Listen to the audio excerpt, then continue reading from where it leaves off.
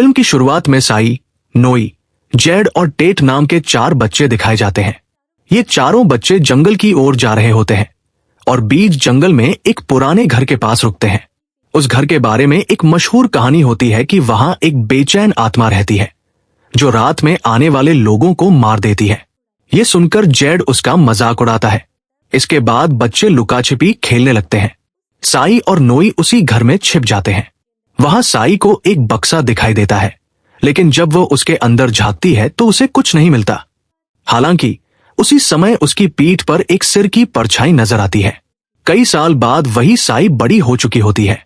वो अपने बिस्तर पर सो रही होती है, लेकिन जब जागती है तो देखती है कि बिस्तर खून से सना हुआ है, जिसे वो साफ करने लगती है। साई एक डर्मेटोलॉजिस्ट होती है और हॉस्पिटल जा रही होती है। रास्ते में उसकी मुलाकात जेड से होती है, जो उससे प्यार करता है। वो उसका पीछा करते हुए हॉस्पिटल पहुंच जाता है और अपने प्यार का इजहार करता है। वह साई से कहता है कि वह उसके साथ चले क्योंकि उस समय हॉस्पिटल में कोई नहीं है। इसी दौरान एक औरत अपने घायल बच्चे के साथ वहां पहुंचती है और साई तुरंत उसका इलाज करती है। वो औरत बताती है कि उसके पड़ोसियों की मुर्गियों को क्रासुए ने मार दिया है। उसका पति भी बताता है कि कुछ गांव वालों ने क्रासुए को देखा है। क्रासुए एक भूतिया आत्मा होती है जो रात में निकलती है और जानवरों व इंसानों का शिकार करती है। वो औरत उन्हें सलाह देती है कि वे अपने दरवाजे और खिड़कियां बंद रखें। इसके बाद साई को अपने बचपन के दोस्त नोई की याद आती है, जो उसी रात उसके साथ उस घर में गया था। वह कहती है कि उसे यह भी नहीं पता कि नोई अब कहाँ है और क्या कर रहा है। रात में साई अपने दादा दादी के साथ खाना खाती है और उसे पता चलता है कि उसके पिता आज क्रासुए से बचाव के लिए पहरा दे रहे हैं। वहीं उसकी एक दोस्त जेड के साथ उसकी शादी की बात करती है, लेकिन साई उसे नजरअंदाज कर देती है। रात को सोते समय साई को जंगल के घर और क्रासुए के डरावने सपने आते हैं। सुबह उठने पर वो फिर से अपना बिस्तर खून से सना हुआ पाती है, जो इस बार पहले से ज्यादा होता है। सभी खिड़कियां खुली होती है और उसका शरीर घायल होता है, जिससे वो परेशान हो जाती है। हॉस्पिटल से निकलते समय साई जेड से कहती है कि वो उसके साथ जंगल वाले घर चले। रास्ते में उनकी मुलाकात नोई से होती है, जो अब बड़ा हो चुका होता है। नोई के साथ कुछ लोग होते हैं जो क्रासुए के शिकारी होते हैं और गांव वालों को उसकी कहानियां सुनाकर डराते हैं। वे बताते हैं कि क्रासुए पहले मुर्गियों को मारता है, फिर बड़े जानवरों को और अंत में इंसानों का शिकार करता है। उनका लीडर एक मरे हुए क्रासुए का सिर दिखाता है और कहता है कि उसके थूक में जादू होता है। अगर कोई लड़की उसे पी ले तो वो खुद क्रासुए बन जाती है, और अगर कोई लड़का पी ले तो उसे भयंकर दर्द होता है जिससे उसकी मौत हो सकती है। उनकी बातों से गांव वाले डर जाते हैं और उन्हें वहीं रहने देते हैं। साई नोई के रहने का इंतजाम हॉस्पिटल में कर देती है, जबकि जेड और उसका दोस्त उसे बाकी जरूरी चीजें देते हैं। दूसरी तरफ साई को अजीब महसूस होने लगता है और वह जेड से कहती है कि वह अकेले जाना चाहती है। इसके बाद वह अकेली चली जाती है। अगली सुबह उठने पर उसे फिर से खून से सना बिस्तर मिलता है और वो खून की उल्टी भी करती है। उसी समय पता चलता है कि किसी ने एक भैंस को मार दिया है और सबका शक क्रासुए पर जाता है। नोई साई को बताता है कि जेड भी अब शिकारियों के ग्रुप में शामिल हो गया है। वो जेड को समझाता है कि वे लोग अच्छे नहीं हैं, लेकिन जेड उसकी बात नहीं मानता और कहता है कि वह गांव वालों की रक्षा के लिए इसमें शामिल हुआ है। रात में शिकारियों से मिलने से पहले जेड साई से मिलता है और उसे दरवाजे खिड़कियां बंद रखने के लिए कहता है। इसके बाद साई को तेज दर्द होने लगता है और वो पहली बार क्रासुए में बदल जाती है। तभी ये सच्चाई सामने आती है कि साई ही असल में क्रासुए है और उसके सपने हकीकत थे। उसी समय एक बच्चे के गायब होने की खबर मिलती है और साई क्रासुए रूप में हवा में उड़ती हुई दिखती है। शिकारी उस पर गोली चलाने लगते हैं, जबकि जेड उस बच्चे को बचाकर वापस ले आता है। जब साई वापस लौट रही होती है तो नोई उसे देख लेता है और उसका पीछा करता है। वह देखता है कि वह साई के कमरे में घुसती है और खिड़की से झांककर उसे पता चलता है कि साई ही क्रासुए है। यह देखकर नोई डर जाता है। अगले दिन साई हॉस्पिटल पहुंचती है, लेकिन नोई वहां नहीं होता, जिससे वह दुखी हो जाती है। नोई उसकी सच्चाई जानकर डर के मारे भाग गया होता है। साई को अब मदद की जरूरत होती है, लेकिन उसकी सबसे अच्छी दोस्त भी उसे छोड़ देती है। दूसरी तरफ नोई डर के मारे एक मंदिर की ओर जाता है और बेहोश हो जाता है। होश आने पर वह एक साधु से क्रासुए के बारे में पूछता है। साधु उसे बताने लगता है कि ये एक ये भूत बहुत लंबे समय से इंसानों के बीच रह रहा है, लेकिन ये उन्हें नुकसान नहीं पहुंचाता। साधु बताता है कि ये कोई असली भूत नहीं है, बल्कि इंसान ही है, जो काला जादू करने की कोशिश में इस हालत में पहुंच गए।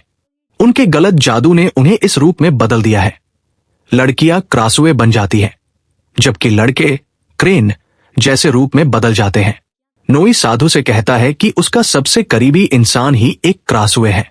इस पर साधु उसे समझाता है कि कोई भी फैसला भावनाओं में आकर मत लो, बल्कि दिल से सोचकर सही निर्णय लो।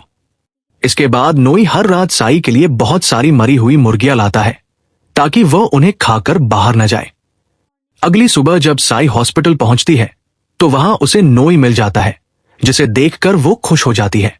अब नोई हर रात उसके लिए मुर्गियां लाता है, जिससे साई को बाहर जाकर शिकार करने की जरूरत नहीं पड़ती। इसी बीच गांव वाले हैरान होते हैं, क्योंकि एक महीने से उन्होंने क्रासुए को नहीं देखा होता। दूसरी तरफ जेड अभी भी शिकारियों के साथ है, जबकि नोई साई के इलाज का तरीका ढूंढ रहा होता है। साधु उसे क्रासुए जड़ी बूटी के बारे में बताता है, जिसे खाने से क्रासुए फिर से इंसान बन सकता है। एक दिन साई हॉस्पिटल में एक बच्चे का इलाज कर रही होती है। वहीं नोई उसके लिए जूस लाता है, जिसे साई एक तरफ रख देती है। बाद में वह बच्ची वही जूस पी लेती है और उसी की वजह से वह भी क्रासुए में बदल जाती है। बच्ची की हालत देखकर उसके माता पिता डर जाते हैं और क्रासुए शिकारियों को बुलाते हैं। शिकारी उसे एक मरी हुई छिपकली का लालच देकर फंसाते हैं और फिर उसे मारकर उसका दिल निकाल लेते हैं। टेड उसके माता पिता से पूछता है कि वो कब बदली, तो वे बताते हैं कि हॉस्पिटल से आने के बाद ऐसा हुआ। इससे टेड को साई पर शक हो जाता है कि वही इस सब की वजह है। ये सोचकर साई बहुत दुखी हो जाती है कि उसकी वजह से एक मासूम की जान चली गई। वह यह भी नहीं चाहती कि वो खुद भी शिकारियों का शिकार बने। नोई अभी भी उसके साथ होता है और साई उससे कहती है कि वो उसके साथ जंगल चले। साई को हर रात उसी पुराने घर का सपना आता है और उसे लगता है कि उसकी समस्या का हल वही है। टेड साई और नोई का पीछा करता है, क्योंकि वह पहले से ही साई पर नजर रख रहा होता है। साई और नोई जंगल में उस घर तक पहुंचते हैं, जहां साई को वो खास जड़ी बूटी मिल जाती है। उसे खाने के बाद साई को राहत मिलती है और दोनों खुश हो जाते हैं कि अब वो इस श्राप से मुक्त हो सकती है। इसी दौरान शिकारी और जेड भी वहां पहुंच जाते हैं। जब जेड साई और नोई को करीब देखता है तो गुस्से में आकर नोई को मारने लगता है। दूसरी तरफ साई जड़ी बूटी लेकर भाग जाती है और सभी शिकारी उसका पीछा करते हैं। वह उस पुराने घर में पहुंचती है और उसी बक्से के पास जाकर अंदर चली जाती है। उसे अपना बचपन याद आता है, जब वो यहां छिपी थी और क्रासुए से प्रभावित हुई थी। उसे यह भी एहसास होता है कि उसी समय ये सब उसके साथ शुरू हुआ था। इसी बीच शिकारी घर में घुस आते हैं। उन्हें देखकर साई गुस्से में आ जाती है और क्रासुए में बदल जाती है। वह एक एक करके उन पर हमला करती है और 2 शिकारियों को मार देती है। गोलियों की आवाज सुनकर जेड अंदर आता है और देखता है कि टेड साई को गोली मारने वाला है। वो उसे रोकने की कोशिश करता है, लेकिन टेड गुस्से में उसी पर हमला कर देता है। जेड बुरी तरह घायल होकर बेहोश हो जाता है। क्रासुए की वजह से वहां भयानक तूफान आ जाता है। तूफान के बाद नोई साई को वहां से ले जाता है। अगले दिन गांव वालों को पता चलता है कि कई शिकारी मारे गए हैं और उनके साथ कुछ गांव वालों की भी मौत हो गई है। ये देखकर गांव वाले गुस्से से भर जाते हैं। इसी बीच टेड घायल जेड को लेकर आता है और अपने माता पिता को बताता है कि इसके पीछे क्रासुए का हाथ है। वह यह भी बताता है कि साई ही असली क्रासुए है।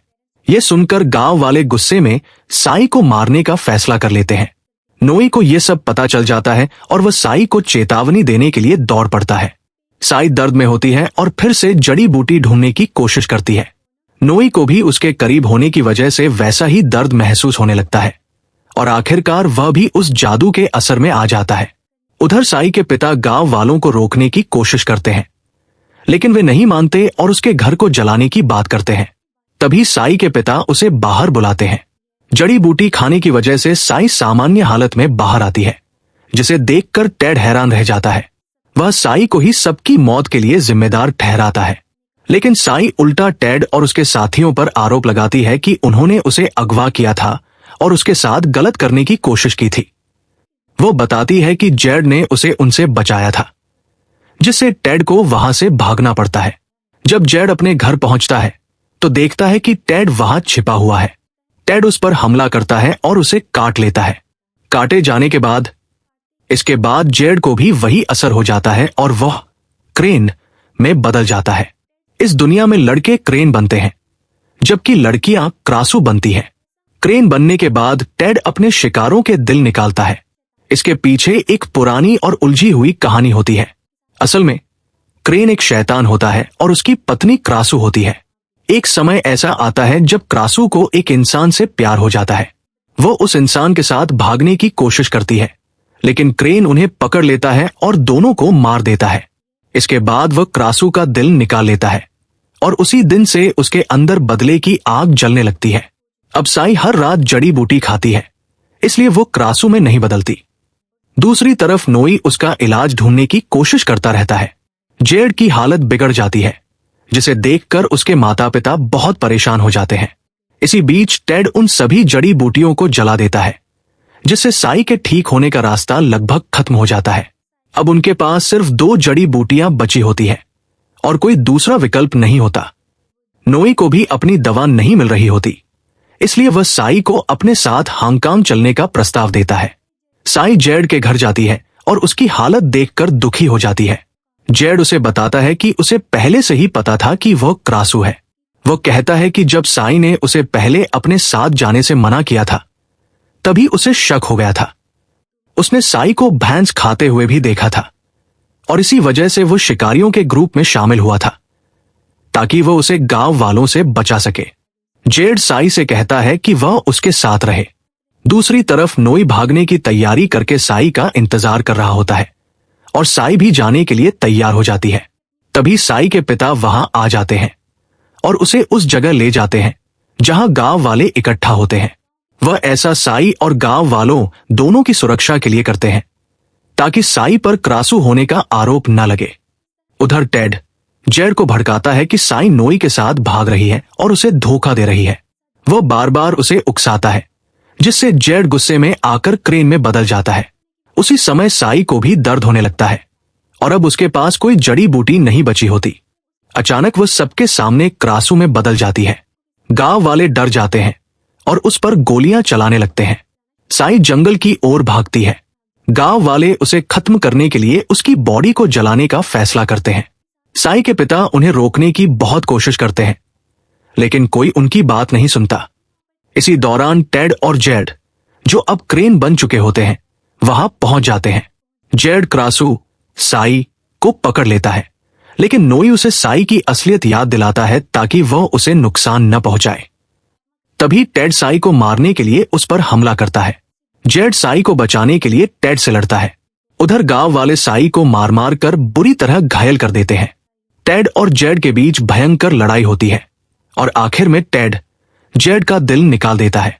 साई के पिता और नोई गांव वालों को साई से दूर रखने की कोशिश करते हैं। जब टेड साई को मारने ही वाला होता है, तभी साधु वहां पहुंच जाते हैं और टेड को मार देते हैं। इसके बाद साधु नोई से कहते हैं कि वह साई की बॉडी को लेकर नदी के किनारे जाए। नोई ऐसा ही करता है और साई को लेकर नदी तक पहुंचता है। तभी जेड के माता पिता और कुछ गांव वाले उनका पीछा करते हुए वहां पहुंच जाते हैं। नदी किनारे पहुंचकर नोई साई को नाव में लिटा देता है और उसे दिलासा देता है कि सब ठीक हो जाएगा। वह कहता है कि वे उसे बैंकॉक ले जाएंगे, जहां उसका इलाज हो सकेगा।